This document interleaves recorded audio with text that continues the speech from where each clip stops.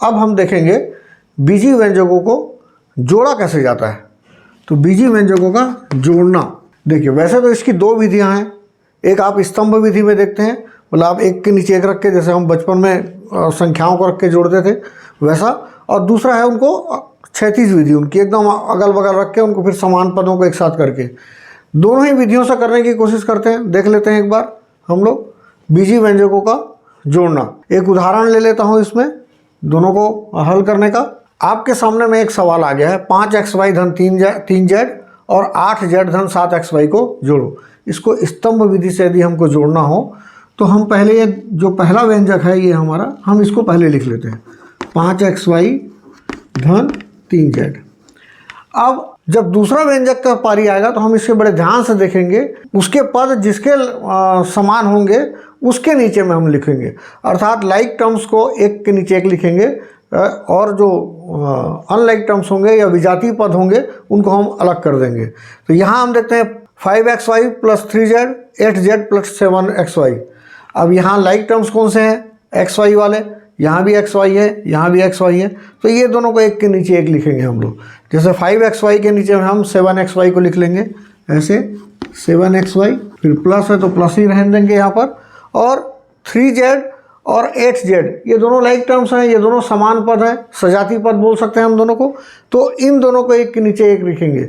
तो 3z हमने पहले लिख लिया है, उसके नीचे में हम लोग 8z लिख लेते हैं, 8z है ना, ये इस तरीके से। अब ये चूंकि जोड़ना है तो जोड़ने में किसी प्रकार का कुछ भी अंतर नहीं आता है, तो जैसा है वैसा जोड़ दो।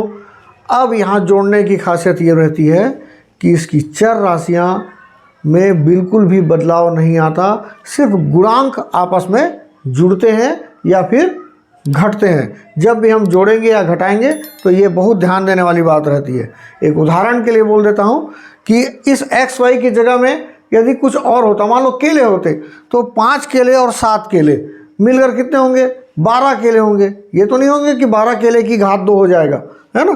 तो ये बिल्कुल, इसलिए कुछ भी अंतर नहीं करना है, इसको जैसा है वैसे ही रहेगा। ये समझ लिए xy की जगह में केला है, ये xy की जगह में केला है, तो 5 केला और 7 केला आपस में 12 केले होंगे। केले मतलब xy हो गया। तो इस तरीके से आप इसको दूसरे रूप में देख सकते हैं, क्योंकि चर राशियों को हम लोग को एक जैसा देखना है। तो ये गुणांक आपस में जुड़ेंगे तो 5 और 7 हो जाएगा 12, और जो xy है वो वैसा की वैसा ही रह जाएगा हमेशा। फिर यहाँ भी वैसी है, गुणांक 3 और 8 है, 3 और 8, तो 3 और 8 को जोड़ेंगे आप लोग तो 3 + 8 मतलब 11 हो जाएगा। और जो चर राशि है z वेरिएबल्स, हम इसे वैसा ही लिख देंगे, तो ये हो जाएगा 12xy प्लस 11z, 12xy धन 11z। ये आपका योगफल आ गया, ये आपका सम आ गया। ये आप इस तरीके से इसको हल कर सकते हैं। अगर इसी को हम दूसरी विधि में ले लेते हैं, ये सवाल की बजाय मैं कोई दूसरा सवाल लेने की कोशिश करता हूँ जिसमें क्षैतिज विधि होती है, जो सामान्यतः अधिक उपयोग में आती है। खाली अभी समझाने के लिए आपके लिए है, लेकिन आने वाले समय में आपको क्षैतिज विधि से ही हल करना पड़ेगा, क्योंकि सवाल भी बड़े होंगे और थोड़े अलग होंगे। देखते हैं हम दूसरा सवाल। ये सवाल हम लोगों ने ले लिया है 3x धन 4y, 3x प्लस 4y और 7x प्लस 6y, 7x धन 6y। अब इनको जोड़ना है।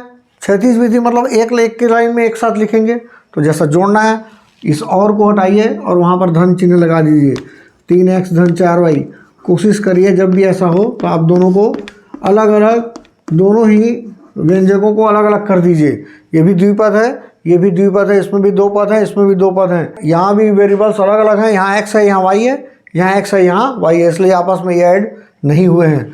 तो 3x plus 4y plus 7x plus 6y मतलब 3x धन 4y धन 7x धन 6y। कोष्टक हटा दीजिए एक बार, ये खाली लिखने के लिए है। आप बिना कोष्टक के भी हल करना चाहें तो बिल्कुल कर सकते हैं, कोई उसमें गलती नहीं है, कोई गड़बड़ी नहीं है। ये हमारा वास्तविक हो गया अब जोड़ना।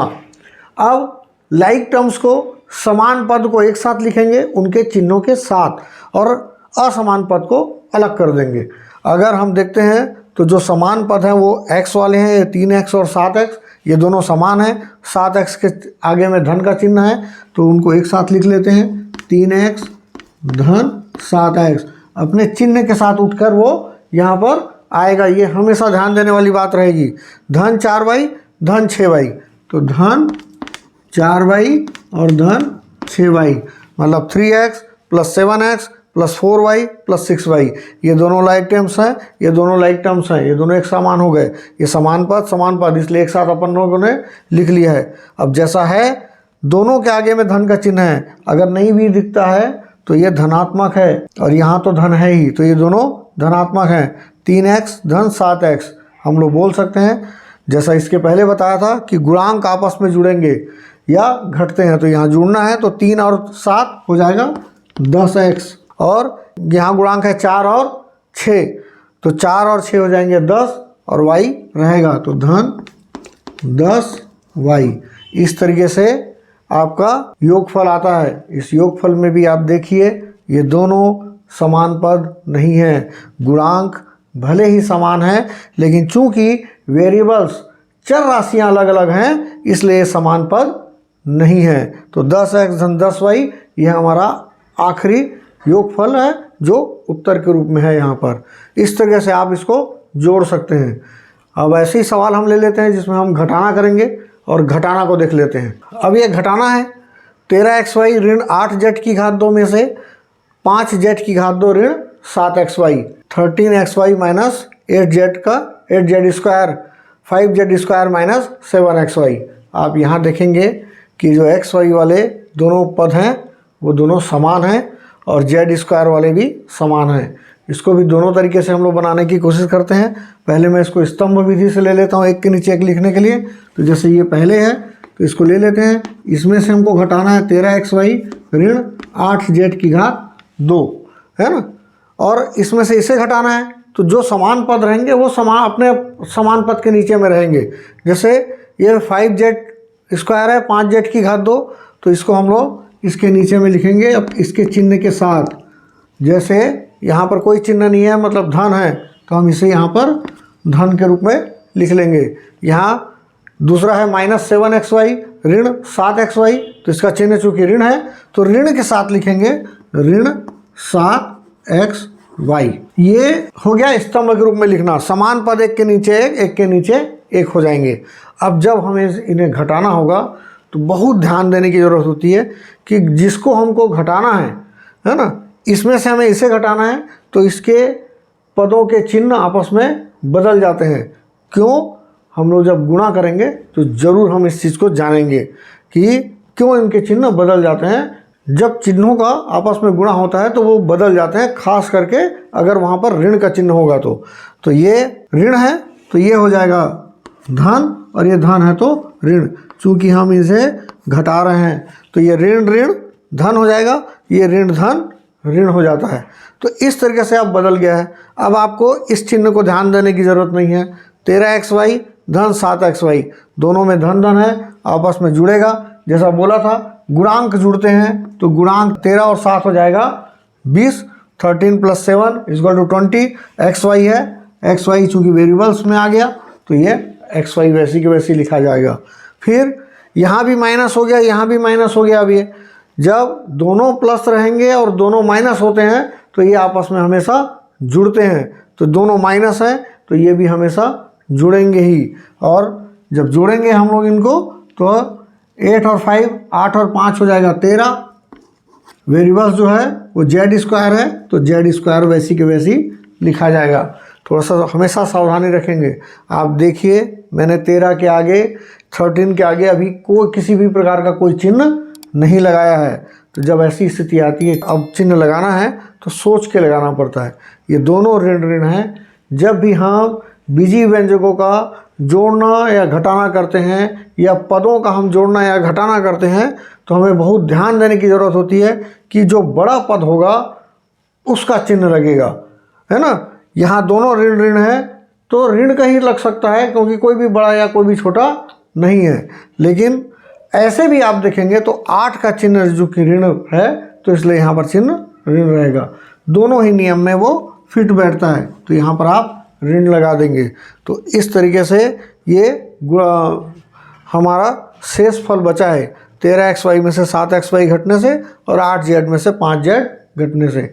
ये इस तरीके से आपको घटाना पड़ता है। ये स्तंभ विधि है। एक बार फिर से हम लोग क्षैतिज विधि से बनाते हैं, जो समानता ज़्यादा उपयोग में होती है, उस विधि से हम लोग इसे बनाकर देखते हैं इसी सवाल को। हमें इसमें से इसको घटाना है, मतलब 13xy माइनस 8z की घात 2 में से 5z की घात 2 ऋण 7xy को, अर्थात 13xy minus 8z square minus 5z square minus 7xy हो जाएगा। तो जैसा घटाने के लिए हमको बोला है वैसा हम क्षैतिज विधि में लिख लेते हैं इसको कि 13xy minus 8z square minus 5z square minus 7xy।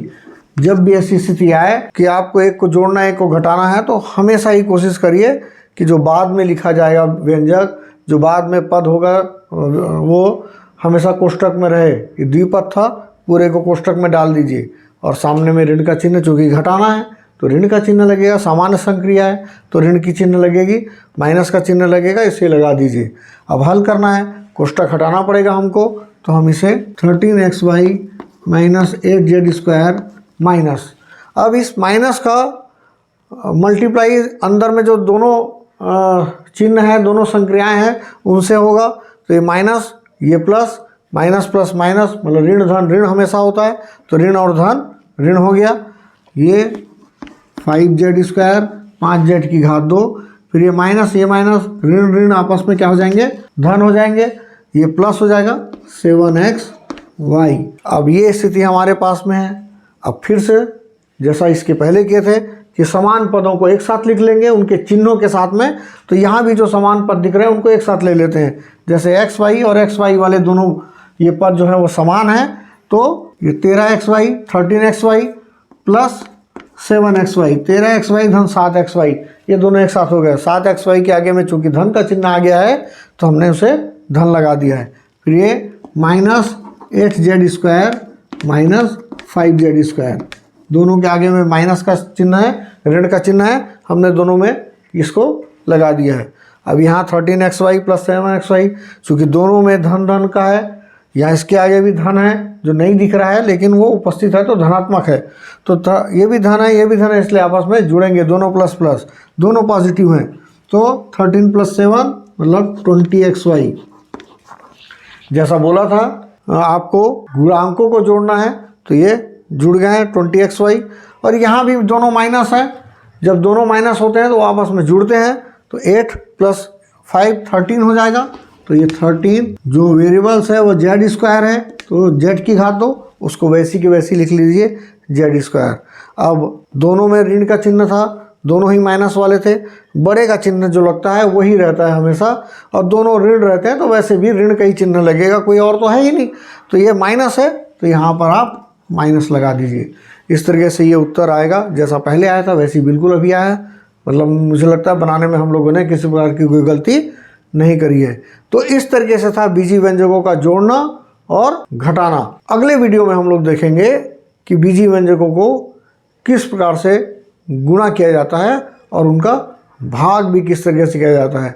भाग भी बहुत ही अच्छा सवाल रहता है, उसे ज़रूर समझिए। यदि आपने अभी तक मेरे चैनल को सब्सक्राइब नहीं किया है तो ज़रूर सब्सक्राइब कर लीजिए और वीडियो को देखिए, पसंद आए तो ज़रूर लाइक करिए, कमेंट करिए। धन्यवाद।